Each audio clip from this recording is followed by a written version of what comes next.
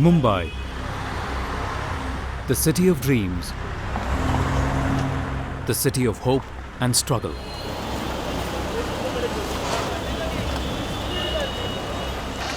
The home of Bollywood and the hotbed of the underworld.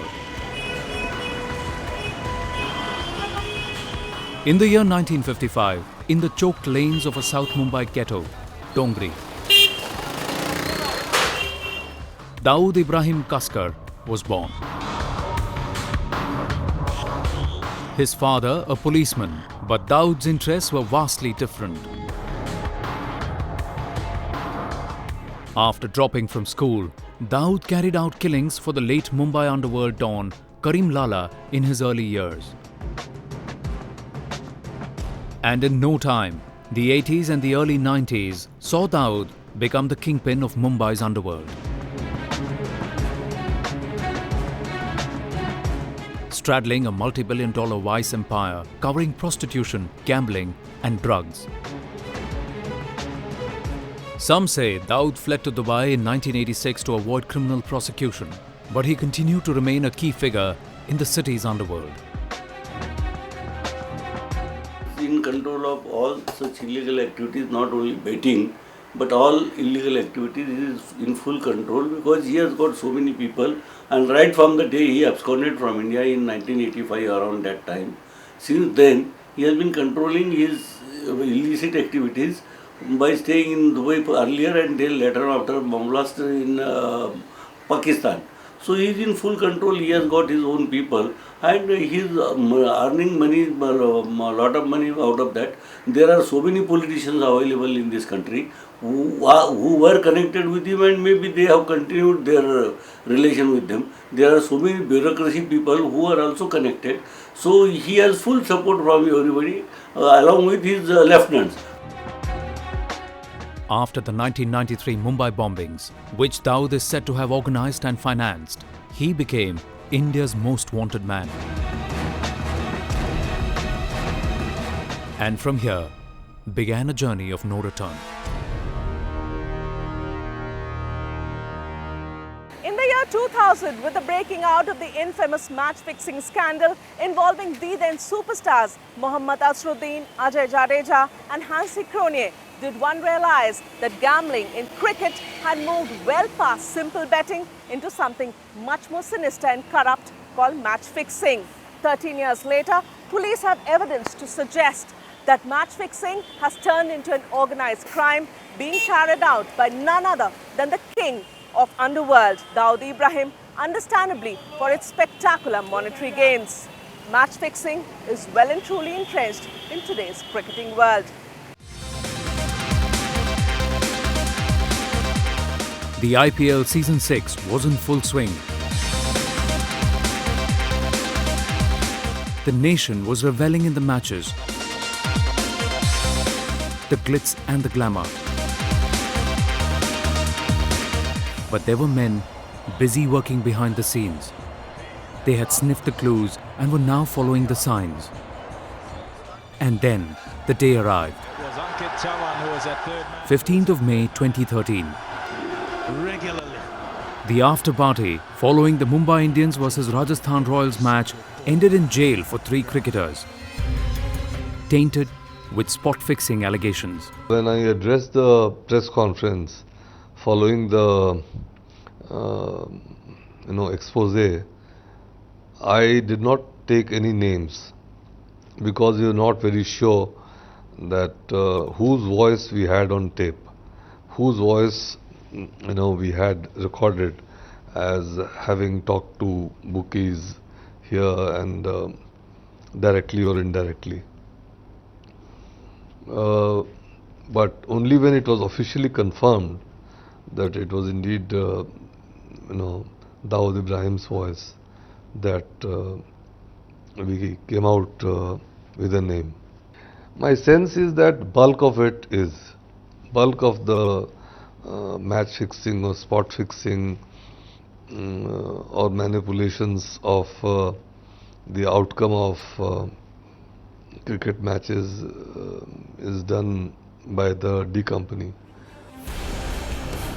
But these 3 players were just pawns, and little did they know about the larger game plan. It had been 2 months since the arrest of Srishant, Ankit Chavan and Ajit Chandela. And now the cops were set to name the real mastermind. A 6,000-page charge sheet revealed the fountainhead of the Indian Premier League fixing scandal. Dawood Ibrahim, sitting in his living room in Dubai, was single-handedly controlling the game. Dawood's base was there in Dubai at that time. So that's one of the reasons Dawood became one of the first person to be involved in cricket betting. Initially, I used to go to Dubai. I never saw the matches, but I used to be there during these days. There were some other reasons also for going there, but one of the reasons was to study the system. So what I studied there, most of the people were into this so-called betting for the sake of fun.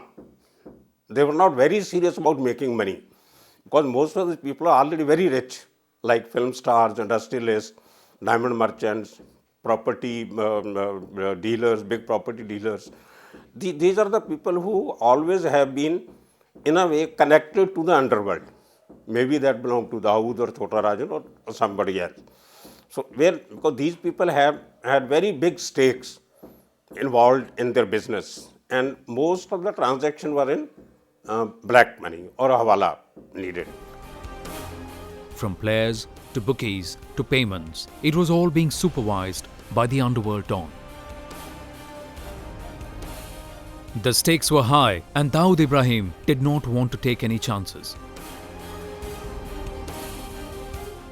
We were monitoring Mumbai underworld when we heard some conversation regarding talking to a cricket player, and that is the time it was we followed it up, and we further we increased our technical surveillance, and finally we were able to find that conspiracy was brewing, and some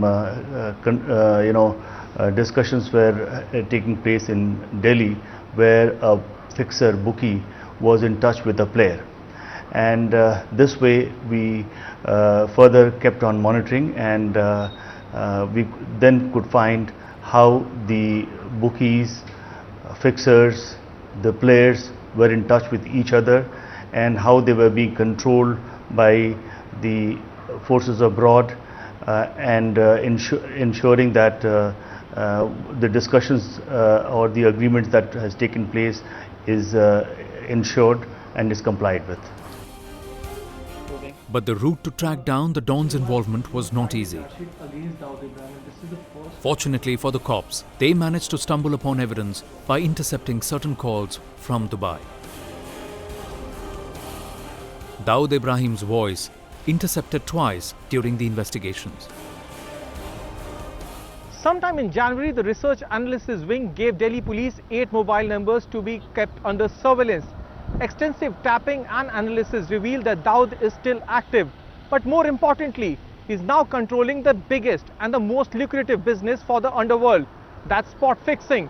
In fact, in the charge sheet that Delhi police has filed this week, they have said that Dawood Ibrahim and Chota Shakil are the fountainhead of spot fixing and match fixing. Dawood is the one who is giving direct orders to bookies based in India. The arrest of key bookie Ramesh Vyas had blown the lid off the devious strategy. It was Vyas who got a call from Dawood during the peak of the IPL season 6.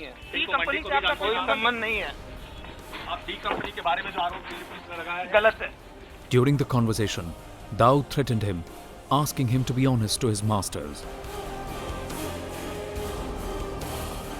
It was a code, but not difficult to comprehend.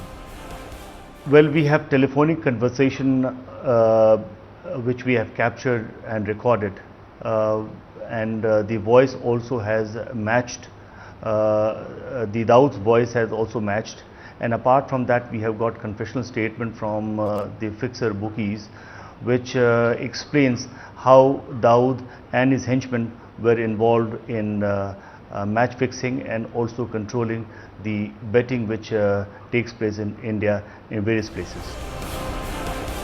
The rot ran deep and Dawood had his men, his bookies, spread out across the subcontinent. Investigations have revealed that bookies who were close to the D company were looking for plays not only in India but also in other countries.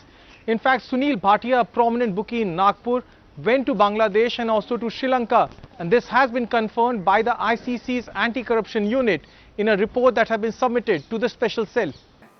देखो दाऊद जो है ना, जब यहाँ से गया वो मुंबई से मेरे करीब 1985 के बाद गया, वो जो गया वो दुबई में गया और दुबई से वो ऑपरेट करता था। आपने देखा वो जो क्रिकेट टीम के चालू रहती थी तभी उसका गॉगल लगा के वो बैठा था, तभी से उसका क्रिकेट बेटिंग में सिंडिकेट है और वो चलाता है। ये शरद शेट्टी नाम का जो बंदा था जो मारा गया है, छोटा राजन ने दुबई में उसको मारा, वो सब ऑपरेट करता था, फिक्स करता था ये क्रिकेटर को कितना ओवर खेलना है, कितना मारना है। 5-6 मेरे ख्याल से तभी तो 5-6 क्रिकेटर का नाम आए थे, बाद में उनको बैन भी हुआ वो एक्स कैप्टन के बाद। तो उन लोग डिसाइड करते थे किसको जिताना है, किसको क्या करना है, और शरद शेट्टी उसके ऊपर पैसा लगाता था। समझो हार गया तो ये छोटा शकील जिससे वो मैक्स की बेटिंग लगाया है उसको दम देके उससे पैसा नहीं लेता था। तो इन लोग को ही सब जो पैसा मिलता था तो इन लोग को ही मिलता था। And even though the IPL matches were being played in India, the handlers of the fixing racket were everywhere.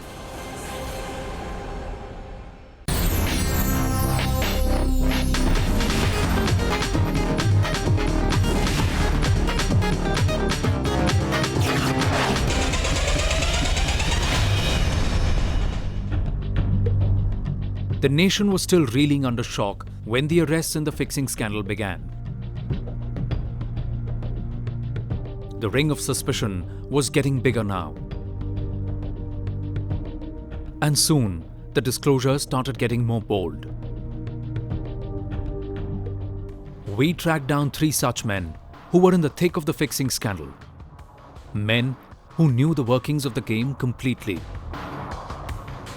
देखो, क्रिकेट के सट्टे में जो अंडरवर्ल्ड का ही बड़ा रोल होता है।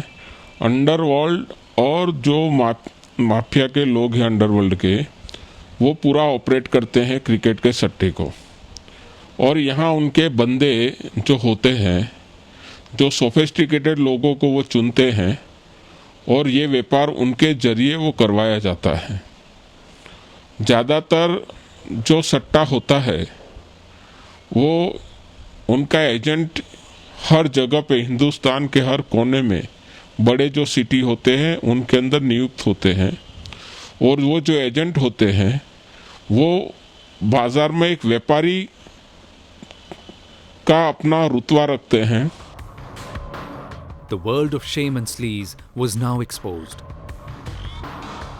Honey traps used to lure players into the world of fixing. The top operators of this business were not just using cricketers. A sophisticated high-tech armory was facilitating the racket. उनका पूरा धंधा Dubai में या कराची में बैठे हैं उनके आकाओं के साथ ही होता है और वही पूरा नेटवर्क वहाँ से चलाते हैं। क्योंकि बहुत इजी मनी यही माध्यम है कि जहाँ इजी मनी इजी कमिंग होता है, और वही माध्यम से पूरा सट्टा का नेटवर्किंग पूरे हिंदुस्तान में चलता है। और जो भी कार्य किया जाता है वो एजेंट के सब एजेंट नियुक्त होते हैं और सब एजेंट के द्वारा पूरे व्यापारियों जो सट्टा खेलने वाले हैं उनके मार्फत ये पूरा प्लानिंग होता है। और वो प्लानिंग के मार्फत पूरा पैसा का लेन देन हवाले से होता है और उसके बाद पूरा कारोबार करोड़ों अबजों का कारोबार चलता है। But this was just the tip of the iceberg. The system was very sophisticated and the money trail was traced all the way to Dubai. The link to Dawood was now clearer than ever.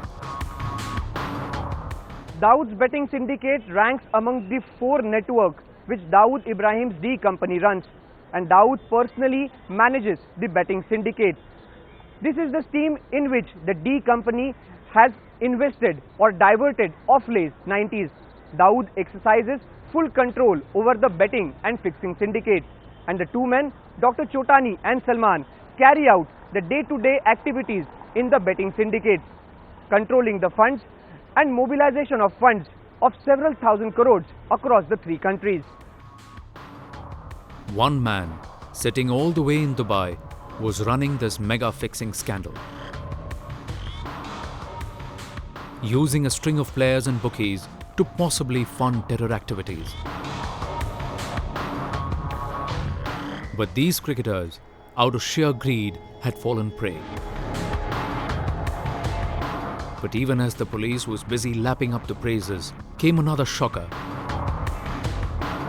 As early as 2003, Dawood's brother Iqbal Kaskar had informed the Mumbai police about the fixing menace, but they chose to sit on the explosive evidence for a decade. Basically is what? It is full of muscle power which is used for conducting illicit activities. Now Dawood has got lot of muscle power, and anybody who doesn't succumb to, they use their muscle power. And in addition to that, they have got lot of ill-gotten money, which also they use for all the methods of the administration laid down by R.A. Chanakya, Sam, Dam, Danda, Bhed. All of these things are used, and that is how they are organizing their crime and activities. The inside details of how D-Gang ran its elaborate match-fixing network was revealed right here at the Mumbai Crime Branch way back in 2003 when Dawood's younger brother Iqbal Kaskar was deported to India from Dubai. Kaskar had then told the cops how the responsibility of running the match-fixing and betting syndicate was entrusted to Dawood's close aide Chota Shakil, who was getting all the operations coordinated through one Sunil Abhichandani, also known as Sunil Dubai, a man who has been identified in the recent investigations as one of the topmost bookies who's running the show for the Dawood gang, both in India and in Pakistan. The address and the exact location of Dawood Ibrahim has been known for a long time, and one never expects Pakistan to accept the presence of anyone wanted by India in their territory. It is nothing new. It is true of the Tiger Memon, it is true of Chota Shakil, it is true of so many Yeda, Yaqub, and so many other wanted fugitives in the Mumbai blast cases. It is only natural that they will not accept, because if they accept or if they hand over anybody, that would mean that nobody would work for them in the future. The facts have been laid bare. The evidence has been put on the table. The investigators have known the links for years now. But India's most wanted man, the global terrorist, continues to dodge the law. One doesn't know the full gamut of his activities or the activities of his gang, but the areas have changed. Like at one time they were into silver smuggling, gold smuggling, then piracy of DVDs and films and music and so on. But their areas of interest keep changing. Ironically, whatever it is about Dawood Ibrahim Kaskar makes headlines. For now, it is the IPL fixing scandal, and the spotlight is once again on him.